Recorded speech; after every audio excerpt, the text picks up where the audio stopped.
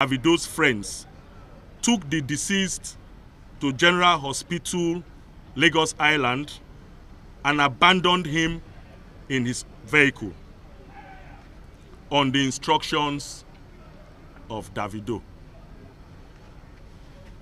That the CCTV footage at General Hospital, Lagos, picked up the white escort vehicle and, of course, captured the entire activity. That the vehicle subsequently was recovered from Davido's residence at number 7 Awoshika Street, Lekki, Phase 1. These new revelations completely debunks Davido's claim that he did not know how the deceased got to General Hospital, Lagos.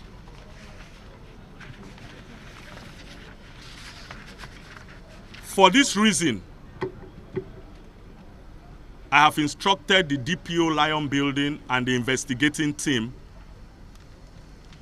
to again invite Davido and question him in line with these new findings. It is our intention to know why the victim was taken to General Hospital, Lagos, dumped, and those who took him there fled the location without as much as notifying the hospital authorities or reporting to the police. That calls for questioning. As I speak to you, Davido has been reinvited for questioning and is currently with the DPO Lion Building and the investigating team. Autopsy has been conducted, and the preliminary interim autopsy report reveals that the victim died of asphyxia, which in layman's term means suffocation. At the end of this fresh round of investigation, I will again let Lagosians know of our findings. In a related incident, you will also recall that on the 7th of October 2017, at about 2000 hours, the Chief Security Officer, Banana Island, Ocean Parade, Ikoyi, informed the DPO that 2 persons named Olugbemiga Abiodun, male, of Flat Bill, Ocean Parade, Banana Island, Ikoyi, and Chime Amechina, male, of the same address, were found dead inside a BMW saloon car with registration number KJA 631AY, white in color, at an underground garage in the estate. The DPO Ikoyi and his investigating team rushed to the scene, and upon close examination of the victims, it was discovered that there were no visible marks of violence. However, a further search of the vehicle revealed some wrapped substances suspected to be hard drugs. The substances have been sent for analysis to determine what exactly they are, and the reports will soon be released. In addition, the autopsy report, the final autopsy report, is still being awaited. Preliminary autopsy has been carried out, but the pathologist reveals that there is need for additional confirmation before he comes out with the final autopsy, which will state very clearly the cause of death. These two cases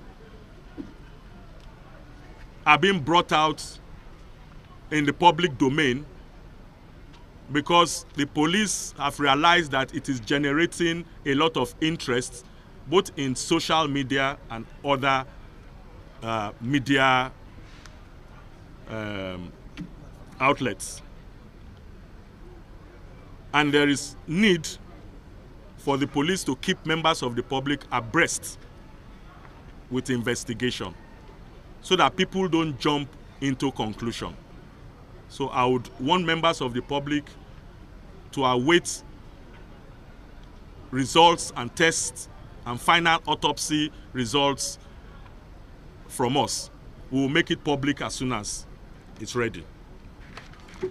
The command too,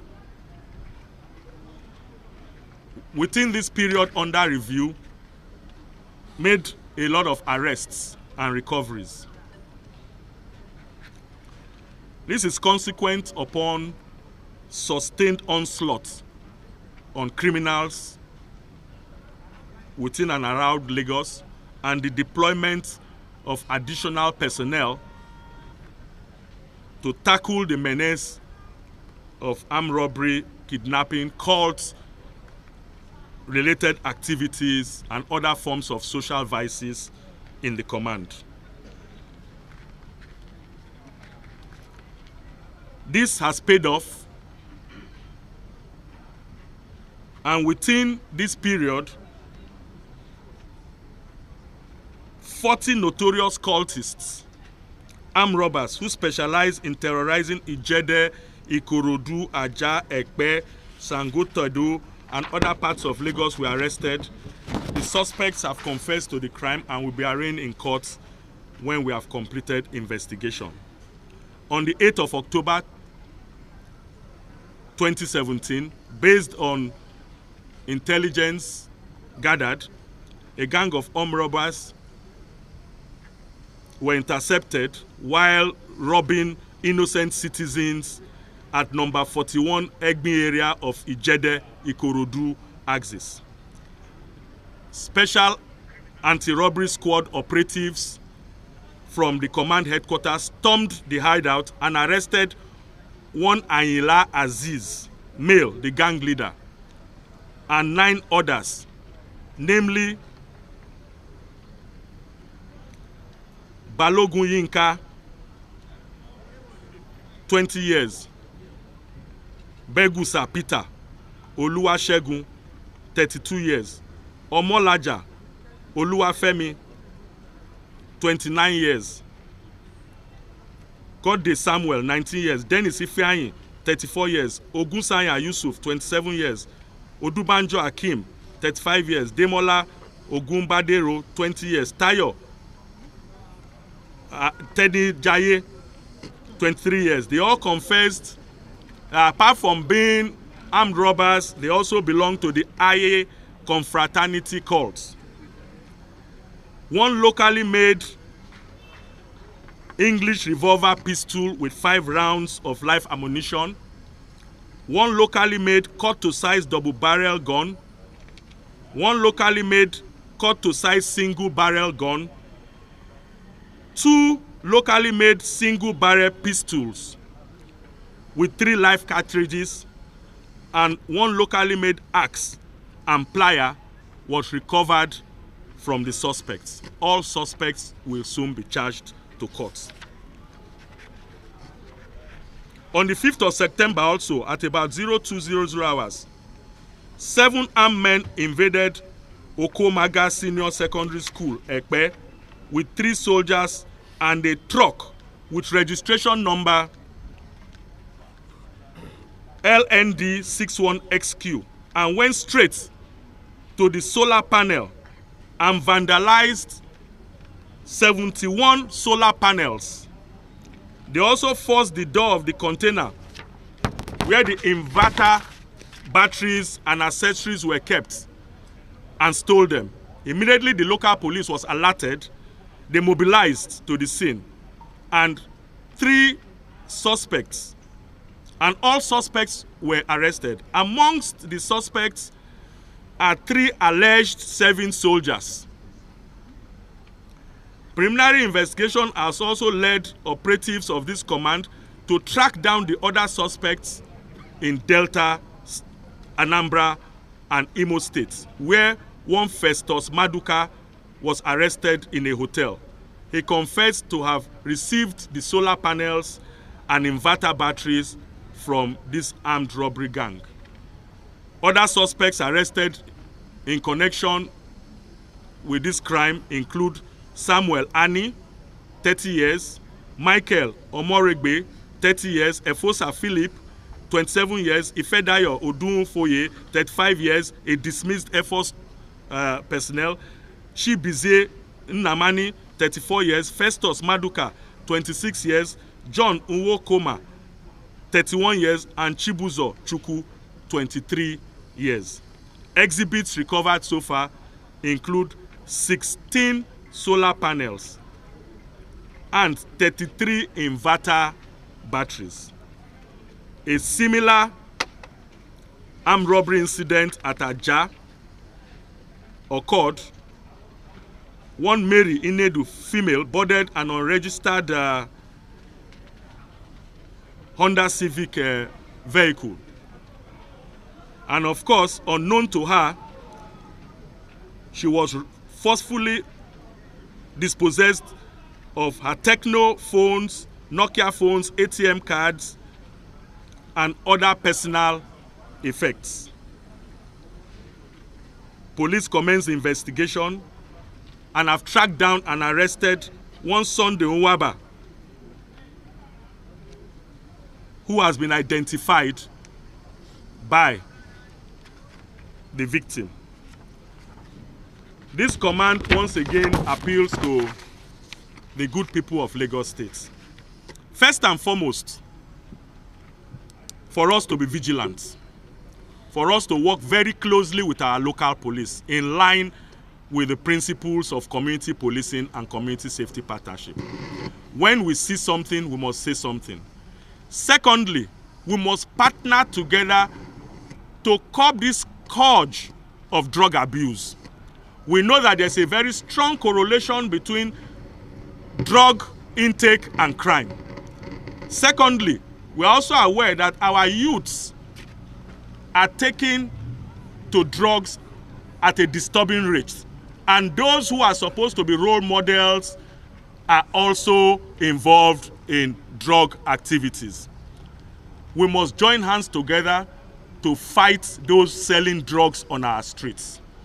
Anybody who has information where you have any hidden container, hidden house, spots where any form of drugs are being sold, please report at the nearest police station. I can assure you as the Commissioner of Police Lagos State that we would raid that location, we will seize the drugs, and we will arrest those involved.